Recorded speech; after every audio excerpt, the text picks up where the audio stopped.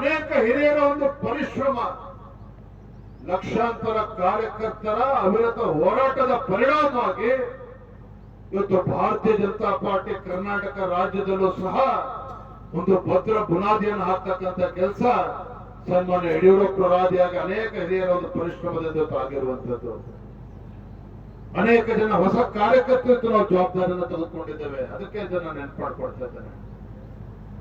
ಭಾರತೀಯ ಜನತಾ ಪಾರ್ಟಿ ಬಹಳ ಬೃಹದಾಕಾರವಾಗಿ ಬೆಳೆದಿದೆ. ಹಾಗೆ ಕಟ್ಟಡದ ಅಡಿಪಾಯ ನಮ್ಮ ಕಣ್ಣಿಗೆ ಕಾಣೋದಿಲ್ಲ.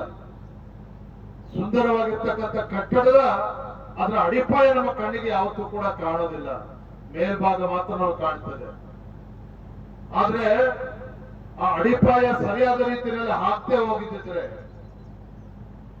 ಪಕ್ಷದ ಹಿರಿಯರು, ನಮ್ಮ ಕಾರ್ಯಕರ್ತರು, ಹಿಂದಿನ ಕಾರ್ಯಕರ್ತರು ಎಲ್ಲರೂ ಪಕ್ಷಕ್ಕೆ ಒಂದು ಭದ್ರ ಬುನಾದಿಯನ್ನು ಹಾಕ್ತಾ ಹೋಗಿದ್ರೆ ಇಷ್ಟು ಪಕ್ಷ ಸದೃಢವಾಗಿ ಇಷ್ಟು ಬೆಳೆದಕ್ಕೆ ಸಾಧ್ಯ ಆಗ್ತಾ ಇರಲಿಲ್ಲ. ಹಾಗಾಗಿ ನಮ್ಮ ಎಲ್ಲ ಕಾರ್ಯಕರ್ತರಿಗೆ ನಾವು ವಿನಂತಿಯನ್ನ ಮಾಡುವಂಥದ್ದು, ಅನೇಕ ಹಿರಿಯರು ವೇದಿಕೆ ಮೇಲೆ, ವೇದಿಕೆ ಮುಂಭಾಗದಲ್ಲಿ ಕೂತಿದ್ದಾರೆ. ಹಿರಿಯರಿಗೆ ಗೌರವವನ್ನು ಕೊಡ್ತಕ್ಕಂಥ ಕೆಲಸವನ್ನು ನಾವು ಮೊದಲನೇದಾಗಿ ನಾವು ಮಾಡಬೇಕಾಗ್ತದೆ. ಹಿರಿಯರಿಗೆ ಗೌರವವನ್ನು ಕೊಟ್ಟು ಅವರ ಮಾರ್ಗದರ್ಶನದಲ್ಲಿ ಪಕ್ಷವನ್ನ ಮುನ್ನಡೆಸುವಂತ ಕೆಲಸ ಮಾಡಬೇಕಾಗಿದೆ. ಚಿತ್ತಾಪುರ ಒಳಗೊಂಡಂತೆ ಗುಲ್ಬರ್ಗದ ಎಲ್ಲ ವಿಧಾನಸಭಾ ಕ್ಷೇತ್ರಗಳಲ್ಲಿ ಭಾರತೀಯ ಜನತಾ ಪಾರ್ಟಿ ಕಮಲ್ದು ಅರಳಿಸ್ತಕ್ಕಂಥ ಕೆಲಸವನ್ನ ನಾವು ಎಲ್ಲರೂ ಸೇರಿ ಮಾಡಬೇಕಾಗಿದೆ. ಆ ಸಂಕಲ್ಪವನ್ನು ಮಾಡಬೇಕಾಗಿದೆ. ಒಂದು ವೇಳೆ ಪ್ರಶಿಕ್ಷಣ ವರ್ಗದ ವಿಶೇಷತೆ ನಮ್ಮ ಪಕ್ಷದ ಸಿದ್ಧಾಂತದ ಬಗ್ಗೆ ಅರ್ಥ ಮಾಡ್ಕೋಬೇಕು.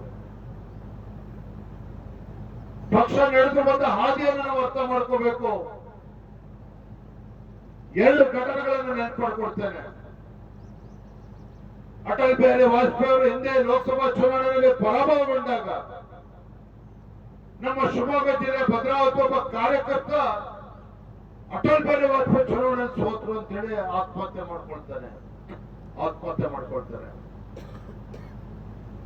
ಅಟಲ್ ಬಿಹಾರಿ ವಾಜಪೇಯಿ ಅವರು ದೂರದ ದೆಹಲಿಯಿಂದ ಬೆಂಗಳೂರಿಗೆ ಬಂದು, ಭದ್ರಾವತಿಗೆ ಬಂದು ಆ ಕಾರ್ಯಕರ್ತರ ಮನೆಗೆ ಭೇಟಿಯನ್ನು ನೀಡಿ, ಕಾರ್ಯಕರ್ತರ ಮನೆಗೆ ಭೇಟಿಯನ್ನು ನೀಡಿ ಅವರ ಕುಟುಂಬಕ್ಕೆ ಸಾಂತ್ವನ ನೀಡಿ, ಇಡೀ ದೇಶದಲ್ಲಿರ್ತಕ್ಕಂಥ ಕಾರ್ಯಕರ್ತರಿಗೊಂದು ಸಂದೇಶವನ್ನು ನೀಡಿದ್ರು ಅಟಲ್ ಬಿಹಾರಿ ವಾಜಪೇಯಿ ಅವರು.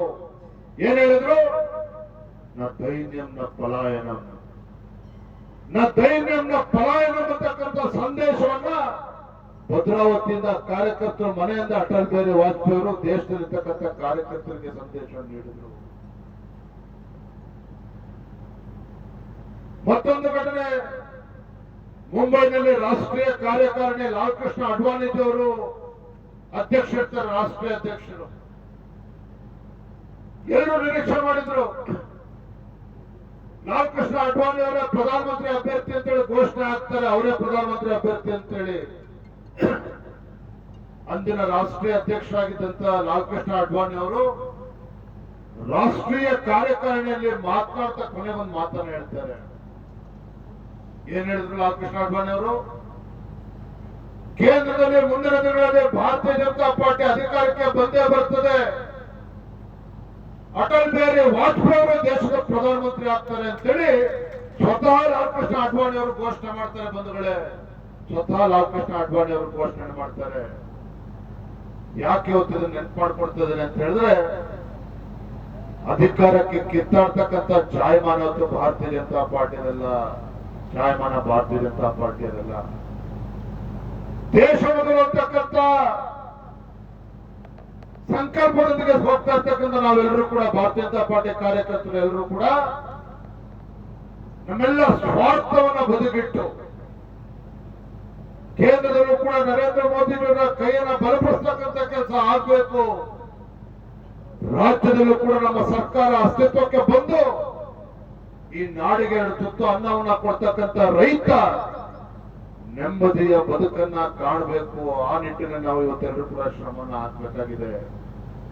ಈ ನಾಡಿಗೆ 2 ತುತ್ತು ಅನ್ನವನ್ನ ಕೊಡ್ತಕ್ಕಂಥ ರೈತನ ಬದುಕು ಹಸನಾಗಬೇಕಾಗಿದೆ. ಆ ನಿಟ್ಟಿನಲ್ಲಿ ನಾವು ಸಂಕಲ್ಪನ ಪಡಬೇಕಾಗಿದೆ. ರಾಜ್ಯದ ಇವತ್ತು ಕಾಂಗ್ರೆಸ್ ಸರ್ಕಾರ ಏನ್ ಭರವಸೆಗಳನ್ನ ಕೊಟ್ಟಿದ್ದಾರೆ ನಿಮ್ಗೆಲ್ಲ ಗೊತ್ತಿದೆ.